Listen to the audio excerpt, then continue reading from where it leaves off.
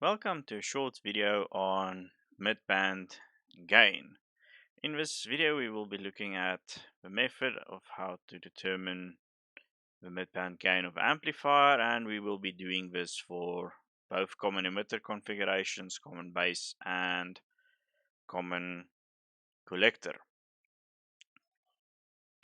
Right, first of all you will be finding the small signal model, which you already did if you did all the high frequency and low frequency stuff for amplifier in any case. All your low frequency capacitors will be short circuits, all the high frequency capacitors will be open circuits. You will be using the high frequency model for the transistor and keep the source and the base materials impedance inside the model. And then what we want to find for the midband gain is the gain from the source to the output. So this includes all the loading effects in an amplifier. So first, the basic common emitter amplifier. So these will be short circuits. All the sources here will become grounds, but we need to keep Vs in. So in the model in general, no capacitors, but Rx is part of our BJT model. So let's have a look at the model before we go into the mathematics.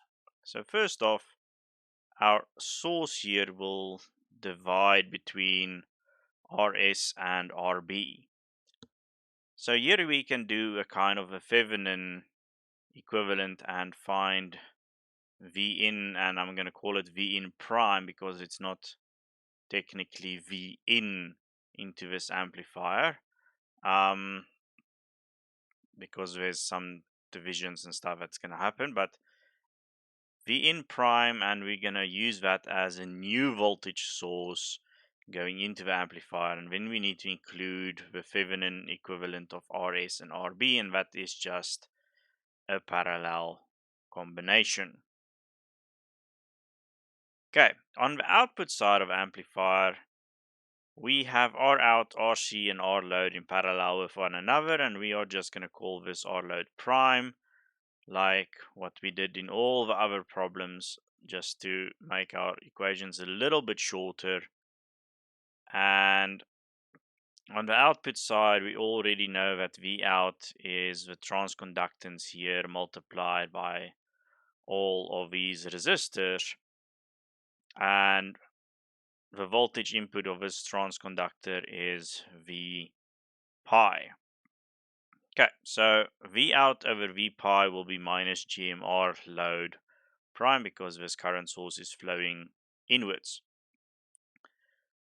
So with those two topics out of the way, before we continue, we can define our amplifier as a bunch of small voltage transfer functions which we can multiply with one another and stuff will cancel.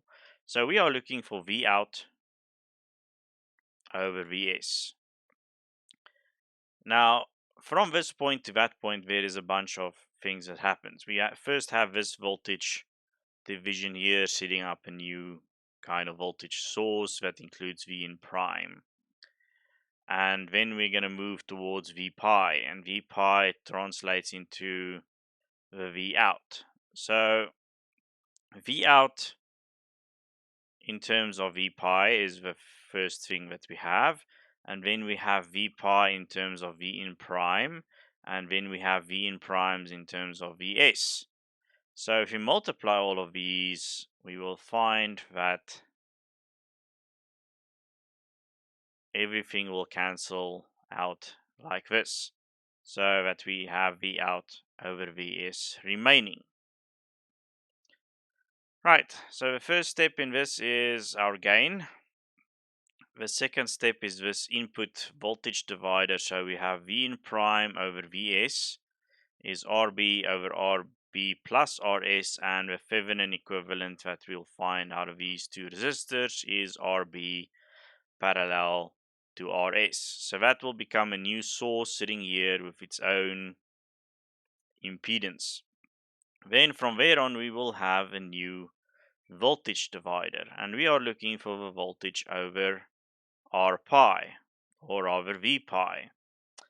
So we will have R pi over Rx plus R pi plus the Thevenin equivalent of this Vn prime source. So that is where this RB plus RB parallel to RS part comes from. So then just go and do the voltage division between R pi and Rx.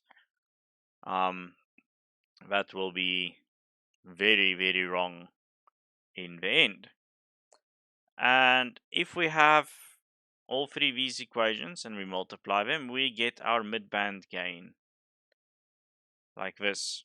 And you'll find if you go and make Rx a 0, that you will end up with original values that we had, excluding the effect of Rx.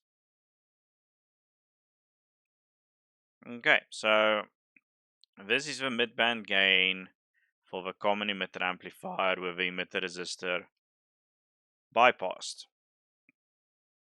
The next one is where we actually have the emitter resistor present in our small signal model. So things are typically the same. Our gain gets divided by 1 plus GMREE, and REE is the parallel combination of the resistors sitting here.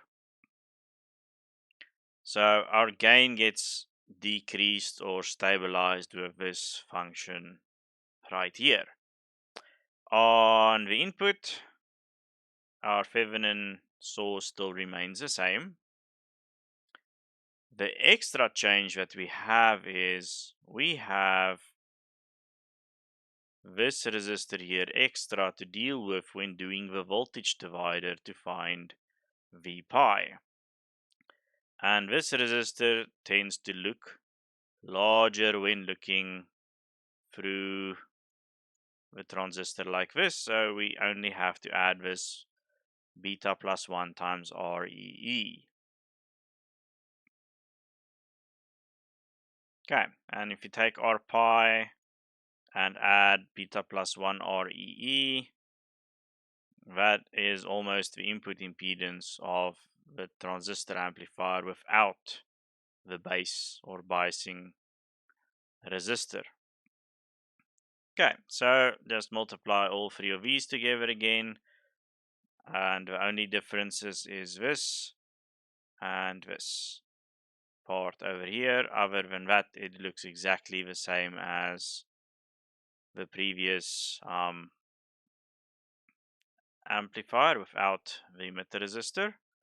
And you'll note if you make these two 0, this equation will look exactly the same as the previous one.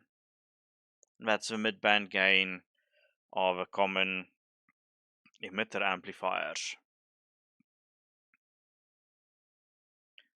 Next, the common base amplifier. So RB will disappear totally from this, and we will have everything else remaining in the high frequency model here. So additional to the input, we have Rx to deal with,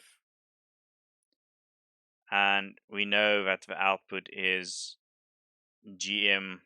This is flowing downwards, so minus GM R load prime. So we are still using the same R load. This is typically a negative, but when we take the orientation of V pi into account later on, it will be a negative times a negative, which will fix that problem. Okay, so before getting to that, on the input, we have a voltage divider happening before going to the rest of the circuitry. So we have RE, RS as our new voltage divider in this problem. Okay, so our Thevenin there will be RE parallel to RS.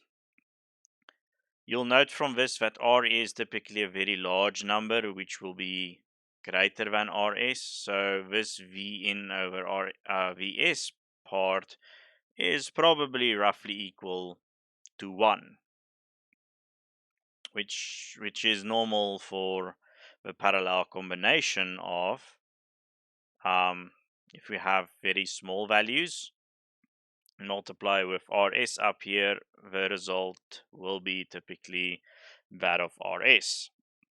So we also know that the voltage then is a maximum transfer towards Re here from Rs side. The input impedance is decreased by our small Re or R pi, which is viewed backwards through the transistor.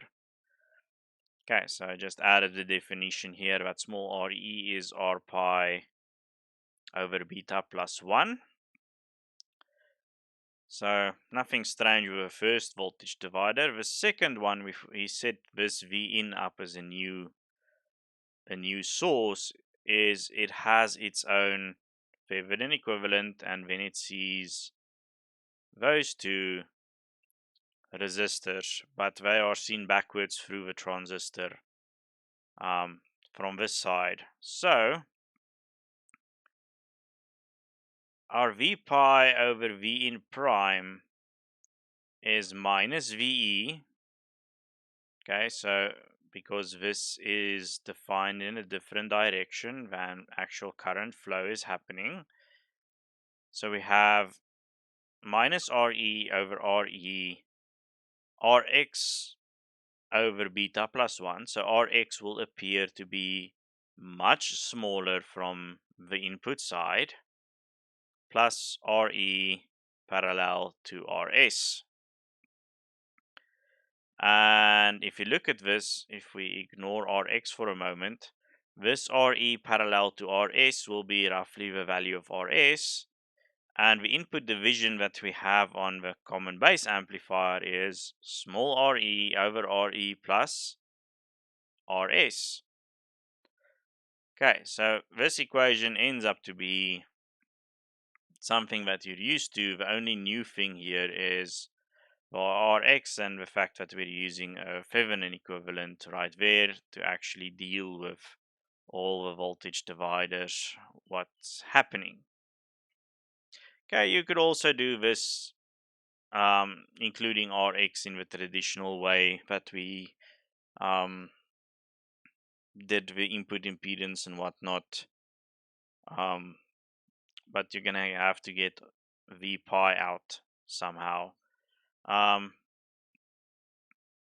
yeah, that is how we find V pi with this extra Rx included, since it's not a voltage divider that you are used to from all the other problems where we don't have Rx included. So the midband gain, GM R load prime, the negatives cancel. Re over Re plus Rs, this is approximately 1. And then this term right here, including Rx, is where our actual decrease in the input happens. And yeah, that is the common base amplifier. The common collector amplifier. Okay. So for the common collector amplifier, we have a voltage divider on the input. We have GM R load prime, and for this one we have R load prime is R load parallel to Re parallel to R out.